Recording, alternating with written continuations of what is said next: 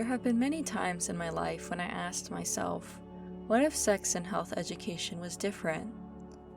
I've been exposed to ideas surrounding relationships, body image, and sex for as long as I can remember, especially growing up with internet access.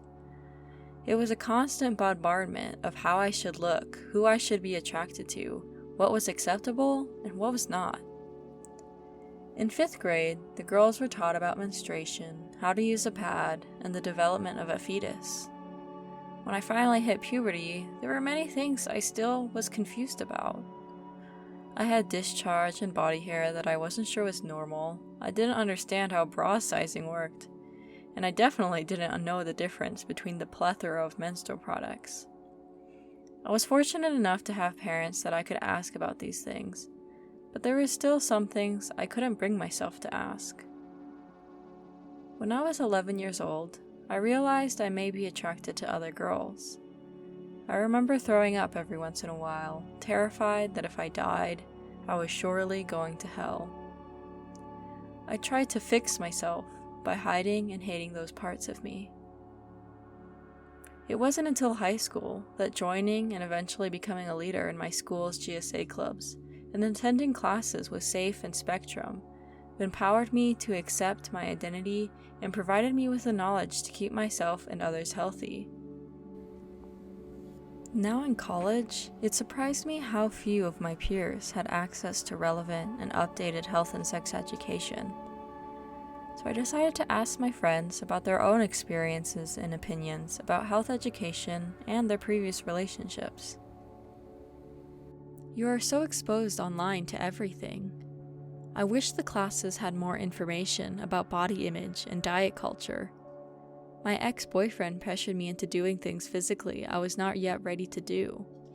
Another wanted me to shave, wear makeup, wear heels, go on birth control, and change my career. These are all personal decisions I should be able to make on my own.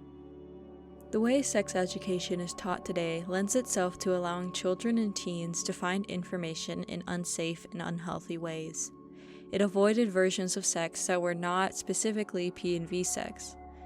It was very limited to the idea of abstaining from sex and went nowhere beyond that. I've never had a sex ed class before, but I was lucky enough to be taught by friends in middle school. I've only ever been taught about STIs between female to male sex. I wish that consent was taught as a big thing when I was learning about this stuff, and that no means no. I wish that I was also taught that it was okay to have odor in the genital areas, and that body hair is okay. I just needed the credit to graduate. My health course was mostly about physical health and did not talk about sexual health at all. I wish I had a more formal education on body image. Many health teachers are just football coaches that need to work hours in the school day. Health is often seen as a throwaway class. The classes were all only for heterosexual people and taught abstinence only. I am neither cis nor straight, so it wasn't useful. I really wish mental health was talked about at all in education at all levels. I would find it really useful to have learned about STDs and how to protect yourself regardless of your orientation. I also think it would be useful to teach about what a healthy versus abusive relationship looks like. The schools aren't supportive, and so kids will turn to the internet, and there's a lot of misinformation. People are going to have sex, and not teaching them to do it safely is a recipe for disaster. These things don't go away just because you don't talk about them. What if classes were more useful to this generation? What if we update the curriculum based on recent scientific findings? What if schools empowered students to embrace their identity? What if we can stop this perpetuation of stigma?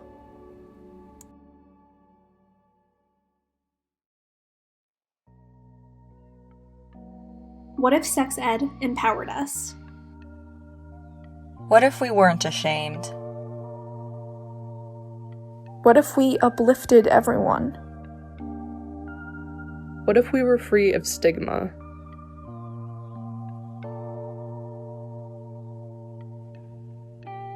How do you define stigma?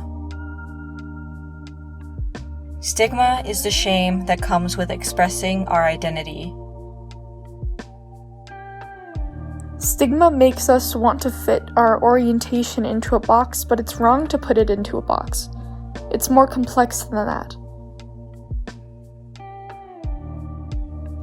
Stigma creates confusion and misunderstanding because no one is brave enough to talk about it in a positive light.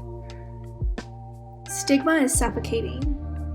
Stigma feels like hands around your neck and a hand over your mouth. It holds you down. Stigma is the shame that keeps us from being our authentic selves. From childhood to adulthood, we are taught to fear sex and our sexualities. My parents always looked up movies to see how sexual they were. This made us kids think that sex was a bad thing. Sexual stigma, in my experience, has been influenced by religious teachings. At school, home, and church, normal experiences and feelings are ridiculed. Stigma isolates us until we believe we are alone, when really, we're far from it. Coming out to parents was an emotional time. My mom was confused. My dad asked if you could flip a coin one day you like guys, one day you like girls. Friends wouldn't believe me. All these stereotypes were pushed onto me. We all try to be normal. Mr. Phobic and his insecurities. I've been told sinful should be my name, as both sides of the same coin, straight plus gay. You scream queer, mixed with bad words. It hurts more than the punch you threw, yet I can't help but ask, Mr. Phobic, what have I done? Your lips still shut while I sit here, bruised. You can't even think of something, just beating to beat, blaming me for your insecurities.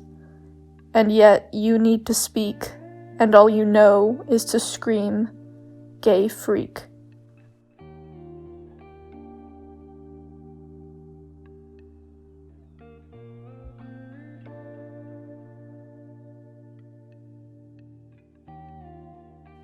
We can fix this by using anatomically correct words for body parts and sex. By giving people of all ages education, resources, and compassion, people can more easily understand themselves and have the tools to keep themselves happy and healthy. Simply acknowledging the identity and experiences of those around us can mean the world. Through formal sex ed in schools. By teaching that gay isn't a bad word, acknowledge we exist. Educators can help end the stigma by not using religious biases in teachings. In other words, putting the knowledge, health, and well-being of children before their own beliefs. This can be implemented through better sex ed policies. What if sex ed empowered us? What if we weren't ashamed? What if we uplifted everyone? What if we were free of stigma?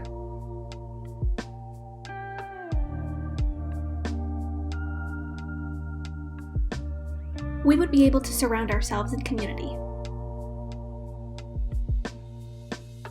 We wouldn't have to put ourselves into boxes.